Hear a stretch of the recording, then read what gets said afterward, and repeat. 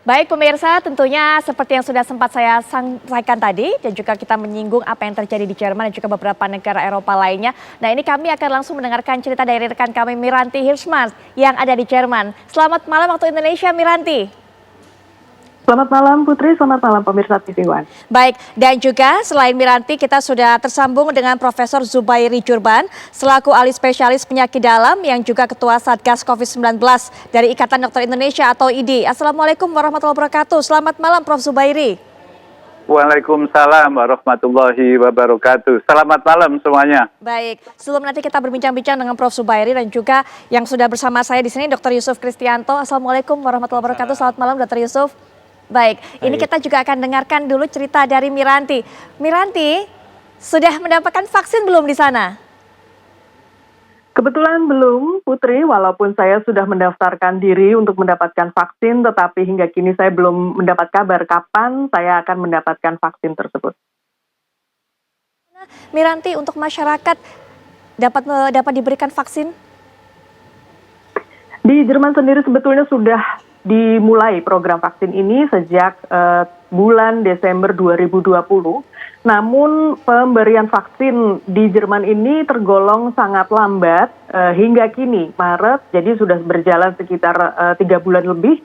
Baru sekitar 6 hingga 7% warga Jerman yang mendapatkan vaksin, terutama yang diberikan adalah BioNTech dari Pfizer. Dan mereka ini adalah warga Jerman yang usianya lebih dari 80 tahun. Sementara itu vaksin juga diberikan kepada para pekerja yang bekerja di rumah-rumah jompo, begitu juga tenaga kesehatan, dokter, perawat, suster, tenaga medis yang mendapatkan juga dari BioNTech ini. Tetapi ada bagian tetapi vaksin yang diberikan selain BioNTech ini juga ada AstraZeneca. Tetapi apa yang terjadi di Jerman ini adalah banyak sekali pekerja kesehatan atau tenaga kesehatan yang tidak muncul saat mereka dijadwalkan mendapatkan vaksin AstraZeneca ini. Putri. Iya, penyebabnya apa Miranti? Apa yang membuat mereka memutuskan untuk tidak hadir, tidak datang, tidak mendapatkan vaksinasi dan memilih nggak mau begitu kalau divaksinasi dengan AstraZeneca? Begini, apa yang didapatkan dari media mengatakan bahwa AstraZeneca ini dikatakan tidak seefektif vaksin buatan BioNTech dan Pfizer. Yang kedua bahwa vaksin ini juga ada limit usia yang diberikan. Jadi pada awalnya Dewan Vaksin Jerman mengatakan, yaitu sekitar bulan Januari 2021, bahwa AstraZeneca ini sebaiknya tidak diberikan kepada warga dengan usia lebih dari 65 tahun. Tetapi pada awal Maret, Dewan Vaksin ini mengatakan, oke, vaksin ini dapat diberikan kepada semua usia.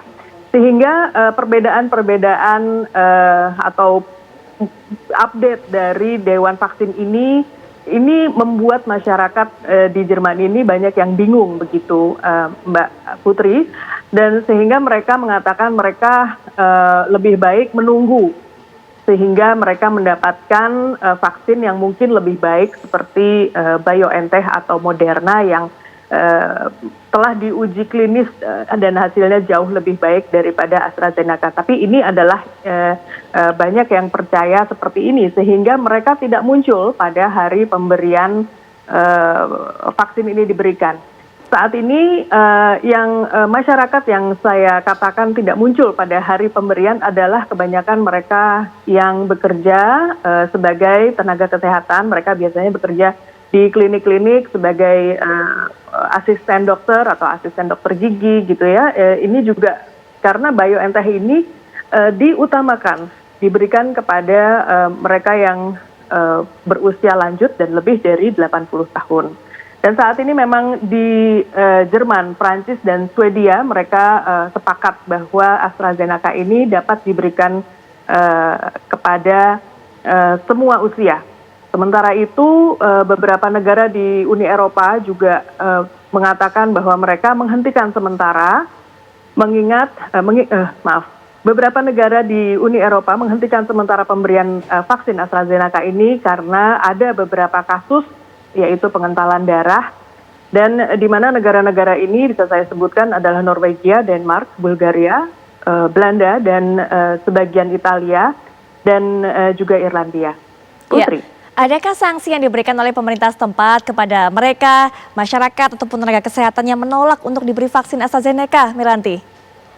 Tidak ada sanksi yang diberikan kepada mereka yang menolak untuk divaksin karena memang vaksin ini bukan sebuah keharusan atau kewajiban. Negara memberikan fasilitas kepada mereka untuk diberikan vaksin, tetapi bila mereka mengatakan oke, saya menolak atau lebih baik saya menunggu sehingga ada vaksin yang lebih baik, maka itu adalah hak warga negara. Baik, Miranti terima kasih untuk informasi yang sudah disampaikan. Jaga kesehatan di sana. Sekali lagi terima kasih untuk waktunya. Sama-sama Putri. Baik. Selamat malam. Selamat malam. Prof. Zubairi, tadi kita sudah mendengarkan apa yang dikeluhkan oleh masyarakat di Jerman dan juga apa yang terjadi di beberapa negara di Eropa sehingga kemudian mereka memutuskan untuk menghentikan pemberian vaksin AstraZeneca. Tapi memang adakah hubungannya, Prof, antara pembekuan darah dengan pemberian vaksin? Apakah karena kandungan AstraZeneca atau seperti apa, Prof? Sebetulnya tidak. Jadi itu sudah dibantah oleh WHO dan juga oleh EMA. Jadi badan di Eropa, European Medicine Agency ini juga menyatakan bahwa kejadian pembekuan darah itu sama saja dengan kejadian frekuensi yang sebelumnya. Jadi tidak lebih tinggi dibandingkan dengan tanpa vaksin. Jadi yang sudah membantah dua, jadi tidak menganjurkan dipakai itu pertama WHO dan yang kedua badan mengenai obat-obatan di Eropa. Baik. Nama lengkapnya adalah European Medicine Agency. Baik, lalu sebenarnya apa yang terjadi, Prof? Bagaimana sebenarnya kondisi orang yang divaksin itu, kemudian mereka mengalami pembekuan darah, bahkan ada beberapa kasus yang sampai berujung dengan kematian. Sehingga yang disalahkan adalah atau disebut sebagai ini efek dari AstraZeneca, Prof.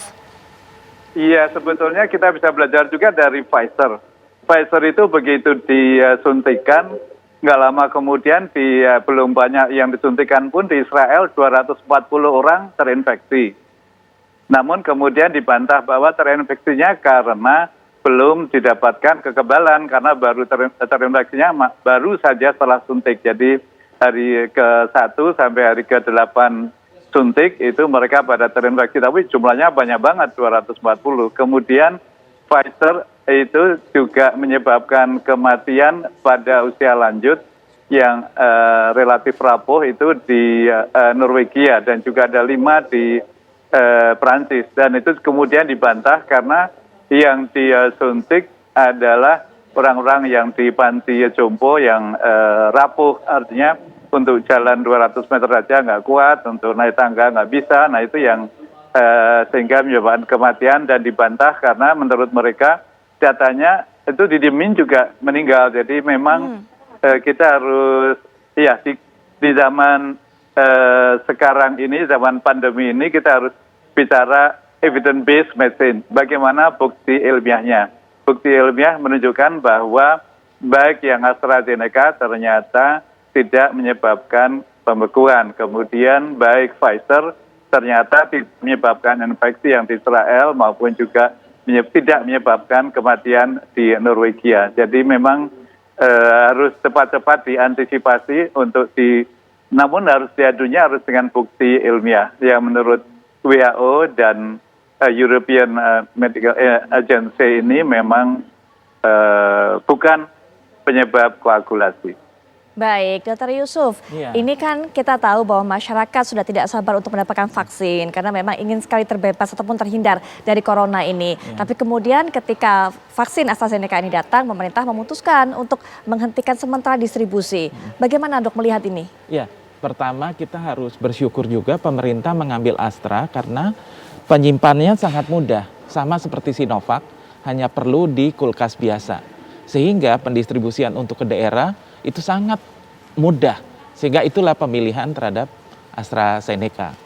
di satu sisi memang kita mendengar bahwa ada yang berita miring seperti itu. Tetapi sama seperti Prof katakan, WHO sudah membantah bahwa itu memang sudah bisa dikendalikan dan memang belum terbukti secara evidence based.